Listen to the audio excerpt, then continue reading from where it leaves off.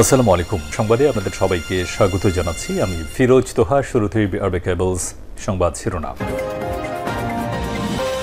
পুরোদমে দখলদার ইসরায়েলি বাহিনী, ইরান এবং নিরীহ ফিলিস্তিনিদের মধ্যে ভয়াবহ যুদ্ধ চলছে।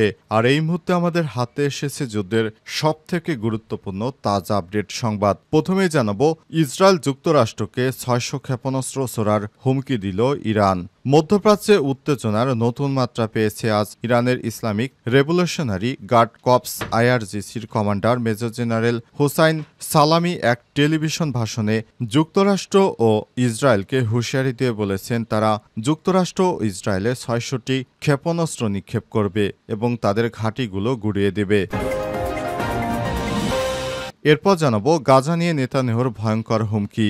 ইসরায়েলের প্রধানমন্ত্রী বেঞ্জামিন নেতানিয়াহু বলেছেন আগামী দিনগুলোতে দেশটির সেনারা গাজায় পূর্ণ শক্তি দিয়ে প্রবেশ করবে এবং তাদের অভিযান শেষ না হওয়া পর্যন্ত তারা সেখান থেকে আসবে না। তারা হামাসকে সরাসরি একদম নির্মূল করে তারপর গাজা থেকে বেরোবে। এদিকে সৌদি আরবই বিশ্বের সর্বশ্রেষ্ঠ দেশ। রিয়াদ ফোরামে ট্রাম্পের বার্তা। সৌদি আরব আমেরিকার বিনিয়োগ ফোরামে মার্কিন প্রেসিডেন্ট ডোনাল্ড ট্রাম্প সৌদি আরবকে বিশ্বের সর্বশ্রেষ্ঠ দেশ বলে অভিহিত করেছেন। আজ রিয়াদে আয়োজিত এক উচ্চ পর্যায়ের ফোরামে দেওয়া বক্তব্যে তিনি সৌদি নেতৃত্ব, অর্থনৈতিক রূপান্তর এবং বৈশ্বিক মঞ্চে দেশটির ক্রমবর্ধমান প্রভাবের ভূয়সী প্রশংসা করেছেন। জানাবো, গাজায় হাসপাতালও হামলা চালালো দখলদার ইসরায়েল। এক রাতে নিহত ৮১। ফিলিস্তিনির গাজায় ইসরায়েলি হামলায় কমপক্ষে ৮১ জন নিরীহ ফিলিস্তিনি মানুষ নিহত হয়েছে। তারা হাসপাতালে হামলা চালিয়ে ৮১ জনকে হত্যা করেছে। এ পর্যন্ত তারা ৩৬টি হাসপাতাল ধ্বংস করে দেয়। এবং সর্বশেষ জানাবো, জুলাই আন্দোলন চলাকালে হাসিনার মন খারাপ হলে গান শোনাতেন মমতাজ।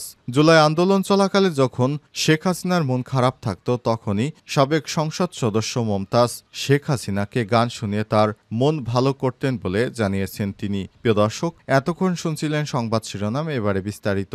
তবে তার আগে বন্ধুরা, অনুরোধ থাকবে এই সংবাদটিতে একটি লাইক দিন। এই চ্যানেলে আপনি নতুন হয়ে থাকলে আমাদের সংবাদটি দেখতে দেখতে চ্যানেলটি সাবস্ক্রাইব করে রাখুন। কমেন্ট করে বন্ধুরা আপনার মূল্যবান মতামত জানিয়ে দিন আপনি বিশ্বের কোন দেশ থেকে বা বাংলাদেশের কোন স্থান থেকে আমাদের সংবাদটি দেখছেন এবং শুনছেন। আর বন্ধুরা, গাজা যুদ্ধে আপনি যদি নিরীহ ফিলিস্তিনিদের ভালোবেসে থাকেন, কমেন্টে ইয়েস লিখে বিশ্ববাসীকে জানিয়ে দিন। সংবাদটি আপনার সোশ্যাল মিডিয়া ফেসবুকে বন্ধুদের মাঝেও শেয়ার করে দিন, যাতে করে তারাও আমাদের এই লেটেস্ট আপডেট সংবাদগুলো জানতে পারে। এবারে বিস্তারিত। ইসরায়েল ও যুক্তরাষ্ট্রকে ৬০০ ক্ষেপণাস্ত্র ছোড়ার হুমকি দিল ইরান। মধ্যপ্রাচ্য উত্তেজনা নতুন মাত্রা পেয়েছে।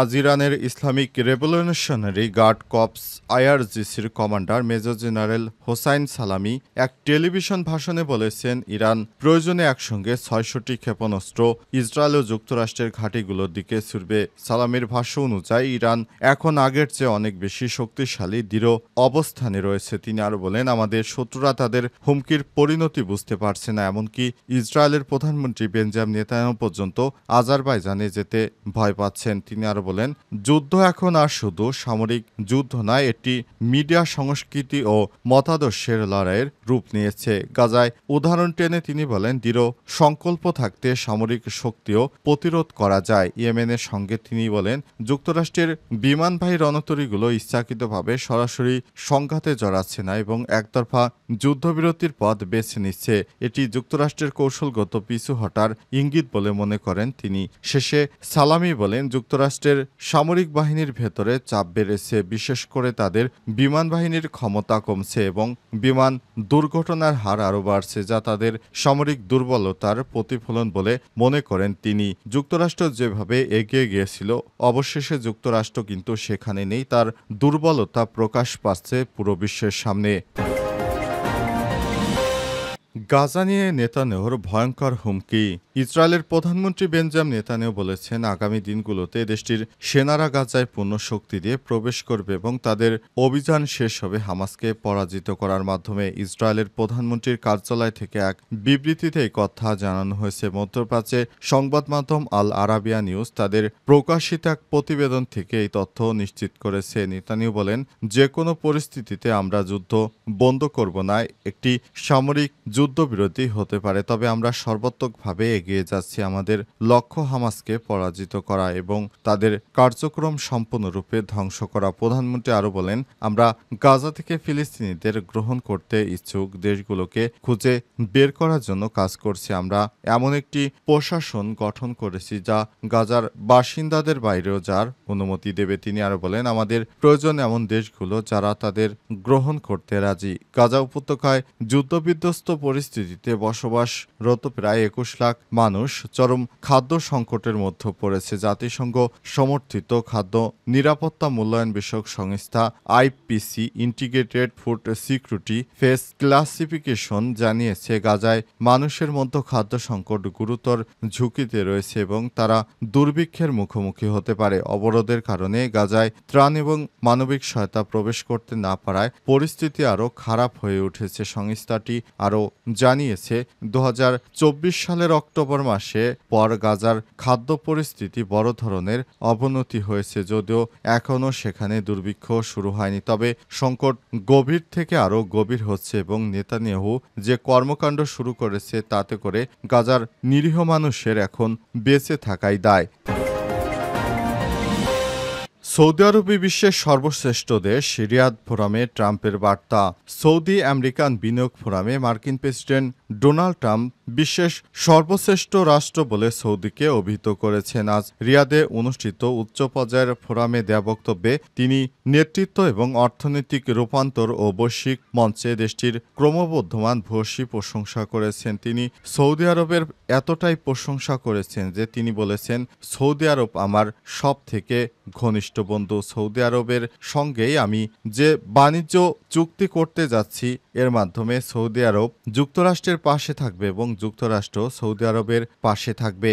সৌদি আরব এর আগেও যুক্তরাষ্ট্রকে তার বন্ধু হিসেবে স্বীকৃতি দিয়েছে এবং ট্রাম্পকে তার দেশে আমন্ত্রণ করার মাধ্যমে $200 বিলিয়ন চুক্তি করেছে, যা সৌদির ইতিহাসে বিরল। অনেকেই মনে করছেন এই চুক্তি করার পেছনে সবথেকে বড় যে কারণ সেটি হচ্ছে সৌদি রাজপরিবারের নিরাপত্তা নিশ্চিত করা। কিন্তু সৌদি আরবের রাজপরিবারের নিরাপত্তা নিশ্চিত করতে পারবে না যুক্তরাষ্ট্র, কারণ যেভাবে গাজা যুদ্ধ শুরু হয়েছে তাতে ইসরায়েল এবং গাজার মধ্যে যে সংকট তৈরি হয়েছে, মুসলিম বিশ্ব অবশ্যই সৌদি আরবকে চাপ প্রয়োগ করবে। এই চাপ থেকে বাঁচার জন্যই তারা এই ধরনের চুক্তি করেছে এমনটা শোনা যাচ্ছে। তবে শেষ পর্যন্ত বিষয়টি কোন দিকে গড়ায় তা এখনও স্পষ্ট করা যাচ্ছে না। সৌদি আরবের পক্ষ থেকে বারবার বিষয়টি নিয়ে আলাপ আলোচনা করা হলেও তবে এ বিষয়টি নিয়ে এখনও তারা সেভাবে মুখ খুলেনি। সৌদি আরবের পক্ষ থেকে বারবার বলা হচ্ছে যে তারা গাজায় পূর্ণ নিয়ন্ত্রণ চায়, কিন্তু নেতানিয়াহু সরকার একতরফাভাবে এবার সে ট্রাম্পের সঙ্গেও বিরোধিতা শুরু করা সত্ত্বেও গাজায় তার হামলা অব্যাহত রেখেছে। জুলাই আন্দোলনকালে হাসিনার মন খারাপ হলে গান শোনাতেন মমতাজ। জুলাই আন্দোলনে যখন শেখ হাসিনার মন খারাপ হতো বা মেজাজ খারাপ থাকতো তখনই মমতাজ শেখ হাসিনাকে গান শুনিয়ে তার মন ভালো করতেন। এই কথা শুনে এজলাসে হাসির রোল পড়ে যায় এবং বিষণ্ণ মমতাজ নিজেও হেসে দেন। বৈষম্যবিরোধী ছাত্র আন্দোলনে রাজধানীর মিরপুর মডেল থানা এলাকায় মোহাম্মদ সাগরকে হত্যার অভিযোগে সোমবার রাত 12:15টায় রাজধানীর ধানমন্ডি থেকে মমতাজকে গ্রেপ্তার করা হয়। এরপর আদালতে শুনানির সময় মমতাজ এই হাস্যোত্তক বক্তব্য দেন। পুরো এজলাসে তার এই হাস্যোত্তক বোকামি কথাবার্তায় সমস্ত জাজেরা হেসে দেন। এই মামলায় মঙ্গলবার তাকে আদালতে নেওয়া হয়। এদিকে মামলার তদন্তকারী কর্মকর্তা মিরপুর মডেল থানার উপপরিদর্শক মনিরুল ইসলাম রিমান্ড আবেদন করেছে মমতাজের। অবশেষে মমতাজের 4 দিনের রিমান্ড মঞ্জুর করা হয়। আসামি পক্ষের আইনজীবী রিমান্ড বাতিল চেয়ে জামিন আবেদন করেছিলেন। রাষ্ট্রপক্ষের পিপি অ্যাডভোকেট ওমর ফারুক ফারুকী রিমান্ডের পক্ষে শুনানি করেন। উভয় পক্ষে